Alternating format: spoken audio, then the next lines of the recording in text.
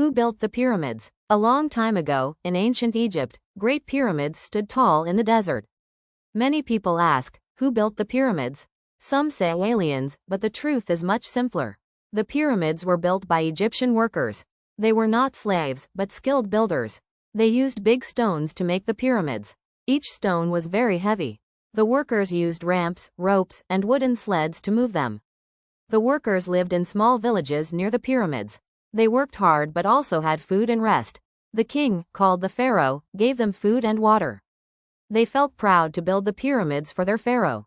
It took many years to finish one pyramid. Thousands of workers worked together. They followed plans made by smart architects. The pyramids were built as tombs for pharaohs. Inside, there were treasures, statues, and even secret rooms. Today, we still see the pyramids in Egypt. They are a great mystery and a wonder of the world.